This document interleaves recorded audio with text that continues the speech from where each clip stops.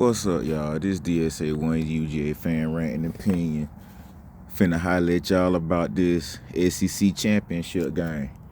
I'ma be real with you, man, and ladies. I didn't expect Georgia to pull this off at all.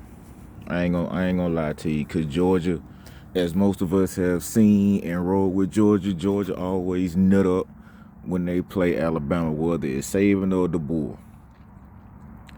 And I'm extremely excited and happy that Georgia was able to pull this off. And as a fan base, Georgia needed this. As Kirby Smart said at the end of it, and I'm finna paraphrase this, he was like, I know the fans were basically tired of seeing this happen, so we had to make something happen. Mind you, once again, I'm paraphrasing. That's not exactly what he said, but that's along the lines of what he said because of the way he said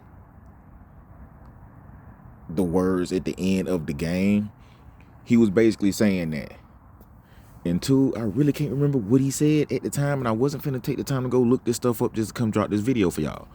But anyway, I was gonna drop a video earlier this week, actually last week, speaking on what the hell does Oklahoma have and FSU have that Georgia doesn't have to beat Alabama.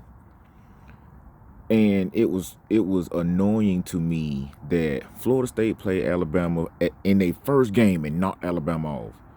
Georgia plays them like 3 to 4 games later and lose. Then Oklahoma play them like another 2 to 3 games, maybe 4 games later, and then Oklahoma beat them. But Oklahoma and Florida State are two teams that are not as good as Georgia. Not saying Georgia couldn't lose to them on any given Saturday, but neither one of those two teams are better than Georgia. And Georgia could not pull it off. And the crazy thing about it is the center is down. One of our wide receivers is down. I think another offensive lineman is hurt. And hopefully Nate Frazier only got the air knocked out of him and probably caught like a stomach cramp the way he got hit. But he came back in the game and he still did damage. So hopefully he's not hurt too bad. Also Gunner. Hopefully Gunner's not hurt too bad because he was looking a little like he was sore after he got hit 2 or 3 times and he fell on his shoulder. I don't think he's hurt to the extent of he's not going to be able to play or he's going to need surgery or anything like that. I'm not saying that, but what I'm saying is if you look at it, or at least the way I looked at it, he looked like he was banged up. Like them licks where you could see the licks taking a toll on him, especially later on in the game. So with Georgia, again, getting that monkey off their back, with playing Alabama, for me to take the Georgia-Alabama so-called rivalry serious, Georgia to me has to be like on the level of Auburn. Every other year or so, Georgia's beating Alabama for me to take it serious, because with the way Georgia comes out and lose, I think Georgia has the biggest losing record to any team. It would be Alabama. Just on the simple fact that Georgia and Alabama are in the same conference. Those are the two strongest teams within the past, I say, 5 to 10 years. Actually longer than that. Because when the SEC was split with East and West, the East side had to go through Georgia to make it to the SEC. The West side had to go through Alabama, except for maybe one or 2 years. It went through, well, actually 3. One time I had to go through LSU. One time I had to go through Auburn. I want to say when Cam Newton was there. And basically from that point on, even in between those times, the East side still had to go through Georgia, except for the 2 times Florida went to the SEC championship. And even then, you still had to beat Georgia to get there. And it's not nothing that people are making up saying, Georgia's a mediocre team or Georgia's just that good. It's just the way the records are. I mean, not the records, but it's just the way the schedules are set up. Georgia would come out with maybe one loss going up against maybe an undefeated Florida or one loss South Carolina, or until Missouri jumped into it, maybe a 1 or 2 loss Missouri. All three of those teams that were good in certain years all had to face Georgia to get to an SEC championship. I think the 2 years that Missouri made it, they had to beat Georgia to get there. If they didn't beat Georgia, Georgia was gone. And even then, if they beat Georgia, Georgia would have to lose 2 more games for them to even get in. So there's just the way I've known it to go down. But I'm so proud of Georgia for pulling off this win against Alabama today, that it was necessary. It was needed. Now, Georgia's going into the playoffs with a first round bye. People want Alabama to still get in with a 3rd loss. They were saying that the last time, I think this next to the last year, Nick Saban was there. He had 2 losses. They were like a 2-loss Alabama should get in. Now 3-loss Alabama should get in. Shoot, to be for real with you, I want to see either Miami, Georgia Tech, SMU, one of them schools get in over Notre Dame and Alabama. Notre Dame won't join a conference because the NBC money too good. That's cool. Fine. Y'all made it to a championship back in the day, like the early to mid 2010s. Played Alabama, got skull dragged. Y'all played Georgia last year, beat Georgia, but got beat by Ohio State. I mean, y'all lost to Miami. Miami's over y'all. But Miami lost to Pitt, which is crazy as hell. I would truthfully, I would like to see Miami and Georgia play in a playoff. I would like to see that. Just to see how much trash talking would be made with the not Alabama, but with the Miami fans. I'm quite sure they enjoy what Carson Beck is doing, even though they did lose a game with him. He's not a bad quarterback. He's just not going to be that quarterback that's going to give you a whole lot. Even Kirby Smart was saying that he's going to give you everything he got, this, that, and the third. Yeah, within the plan. Within the game, I said playing. Within the game, he's going to give you everything he got until he get a pick. He ain't going to stop shit. He a pretty boy. He ain't going to stop nothing. He ain't going to run unless you make him. He a pocket passing quarterback. You apply pressure, he going to fold. I mean, I've really been wanting to see them with a scrambling quarterback. And it's finally seeming like Kirby Smart is finally getting over not letting a dual threat quarterback or dual threat and or a scrambling quarterback run the offense. Now this young man that everybody was talking about, Jared Curtis, they was hoping that he would come to Georgia. I heard that he had already turned Georgia down 6 months ago. Then he turned around and do it again to go to Vanderbilt. And I'm also hearing that Vanderbilt might be on Georgia's schedule next year. Can't knock a young man for wanting to start immediately. He's not willing to sit behind Gunner for another year if Gunner comes back. Ryan Puglisi, who might take over next year. And I want to say Georgia got a 2026 or 2027 5-star QB, black dude. I can't remember his name. I think he reclassed because he was supposed to be coming in 28, but I'm thinking he's reclassing. Or I kind of heard little rumblings and read like the title of a news article saying that he was going to reclassify for 2027.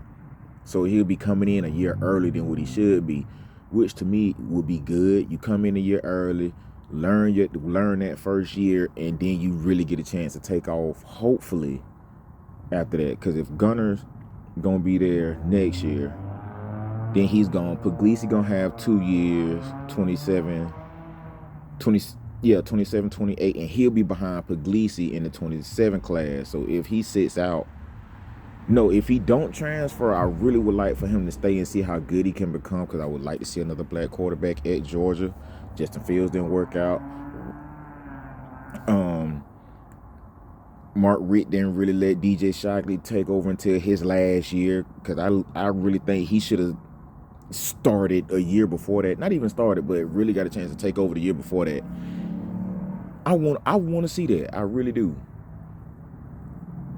And it's crazy how Dylan Raiola went to Nebraska. Now he talking about transferring. Everybody was hyped about him. Look at what he doing. Can't really blame him too much, because Nebraska really ain't hitting on that. He didn't want to come here and wait. He wanted to start immediately. Now he see what it looked like to start immediately.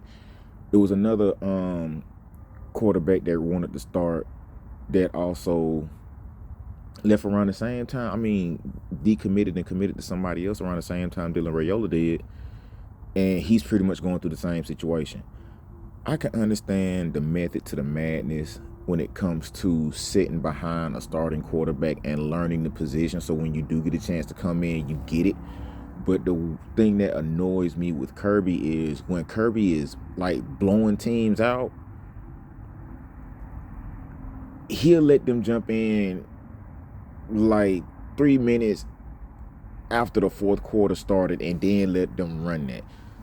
I've been saying this and I'm gonna keep saying it. If the Bulldogs are blowing a team out, let them come in at least halfway through the third, maybe 5 minutes into the third quarter being over with, and let them run that point all the way through the fourth, and from the fourth quarter on to the end of the game. Let them run that so they can get an understanding and the feel of the game. Because by the time those games happen, Georgia's pretty much on a roll. Like this game, Puglisi should have got in. I would at least say in this particular championship game, Puglisi should have got in the last 5 minutes. But I take that back, because Alabama had the ball the last 5 minutes, so you really can't justify when to put him in. But on top of that, this was a game that needed to be made a statement game as far as going into the playoffs, as far as Kirby understanding how the fans felt. And like I get what y'all saying. I understand how y'all feel. Y'all tired of us coming out here playing Alabama and losing to them in times that we shouldn't be. This is basically for y'all, pretty much. We beat their ass in the SEC championship and possibly knocked them out of the playoff. That's one team Georgia ain't got to worry about. Texas Tech, Ohio State, and I want to say Oregon are 3 of the teams that's going to be a problem depending on when and where they match up. I'm not even counting Notre Dame, because Notre Dame didn't play for shit. And it was one other thing I wanted to mention to y'all. I wish I would have looked up this YouTuber's name. I seen him earlier this week, and he was saying something that I can agree and disagree with. He was saying that I don't understand how some Georgia fans are ducking the smoke from Alabama. We should be able, as a fan base, to want to see this game and I guess you could say wish or will the Dogs to a win against Alabama. Basically, I'm saying what he would be saying, which is, why are y'all scared of Alabama? It doesn't make any sense that Georgia Bulldog fans don't want to see Georgia play Alabama. How the hell do you not understand why most, I would say, rational Georgia Bulldog fans not want to play Alabama? We're sick of seeing this. We're sick of seeing Georgia come out, nut the hell up, and lose. This is the second time I've seen Georgia under Kirby Smart beat Nick Saban and Kellen DeBoer in remarkable fashion, meaning they left nothing on the plate, nothing on the table. There was nothing you could say that would be like, oh, the refs helped Alabama out with getting that touchdown. No, Jones, number 15, slapped the player in the helmet. That's a flag. The second play, the first or the second play, immediately after that gave him 15 yards. They threw the ball deep. The Alabama receiver was going down. You're holding on to him as you're going down with him. Another flag. It looked like a pass interference. That's 30 yards. They scored a touchdown off of that. Take those two penalties out of the game, it's 28-0. Alabama got no help that game. I want to say that was one of the best refed games between Georgia and Alabama that I have seen in a long time. Alabama wasn't getting all the calls. Georgia wasn't getting all the calls. Alabama didn't get all the calls in the first half. Then Georgia getting all the calls in the second half. Both of these teams played extremely well and disciplined football. I'm looking at the Ohio State-Indiana game right before I came out here and made this video. To me, that game boring. It's boring. I don't understand why it's boring, but to me, it is boring. That game is boring. It's boring as hell. I should have been watching the Duke and Virginia game because right before halftime, Duke was beating Virginia. And I don't even understand. ACC had a 5-way tie and SMU screwed it up for Duke to get in to play Virginia. I'm still looking at it like it don't even matter. It's a 5-way tie between, I want to say, Georgia Tech, Miami, SMU, I think Pitt, and one other school. And when I think Georgia Tech lost to Pitt, that pretty much screwed it up. That got Duke in there.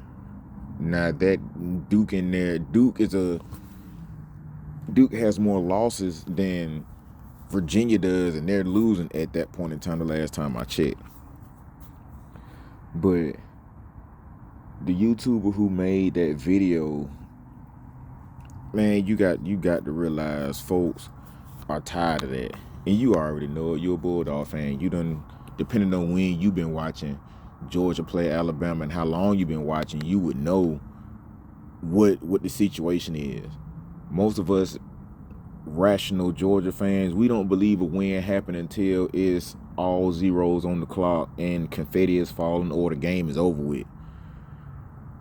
We not just gonna sit up here and be like, yeah, Georgia's gonna beat Alabama, and we're 2-11 against Alabama. That's even with Nick Saban. That's 9 L's Georgia has taken against Alabama all time. Within the last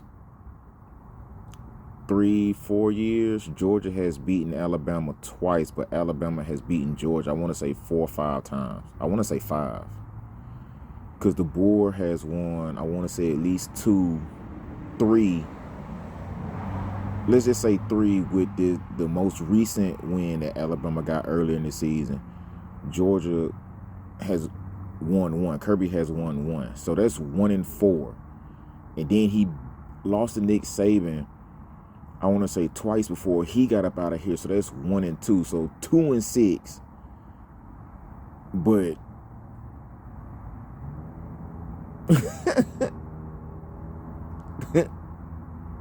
3-11 all time. Like that's not a rivalry. The games have been pretty close in recent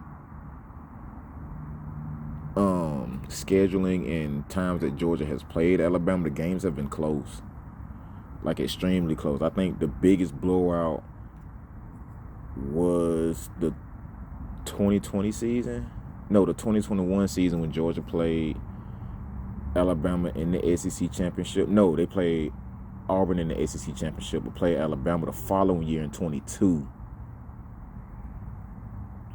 So with that whole situation, like, we don't feel comfortable with watching these type of games against Alabama. We ain't too scared per se. It's more along the lines of, I believe it when I see it. And congrats to the Georgia Bulldogs for becoming back-to-back SEC champions. and in the past being back-to-back national champions, which is something which doing both is very hard to do. So props to Kirby Smart and Bobo, because I already said Bobo got 2 years to start showing some type of change with this offense.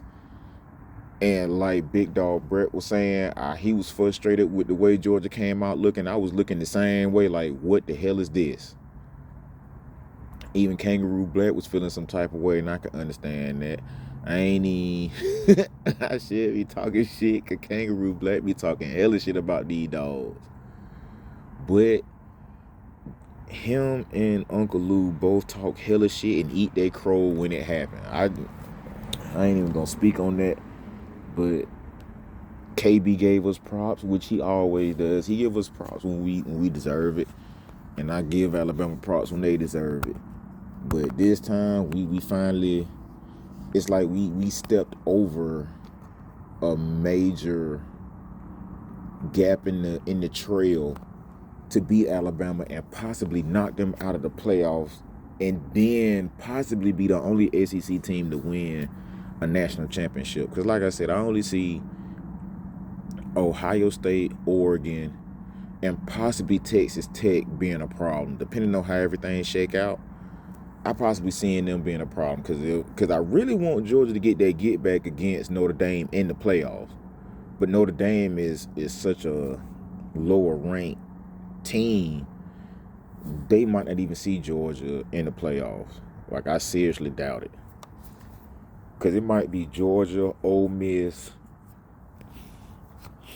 and maybe even Texas get in out of the SEC. Then out of the Big Ten, you might have Ohio State, Indiana, and maybe one other team. Out of the ACC, any one of the 5 that had a 5-way tie before this ACC championship went down. And then out of the Big 12, Texas Tech, possibly BYU, and maybe one other team. I really don't know what their stand is looking like at all. Right before I made this video, I didn't even look. I'm just pretty much going off the top of my head. This is my opinion/rant video. I done pretty much did my rant. Now I'm giving my opinion, if you can tell. And that's pretty much how I see things going. Man, y'all give me a like, subscribe, leave some comments in the comment sections. I do my best to get back at you. I got one person that does, maybe 2 people that'll holler at your boy when they see me drop a video, and I appreciate it. But other than that, man, I'm finna go back in here and watch this video. Go Dogs, on to the playoffs with this first round bye. Hopefully we can take it all the way and get this championship, and then we'll have 3. Should have had 3 in 23. But we'll do 3 in 25. I mean 3 in 26. That'll work too. All right, man, holla at y'all.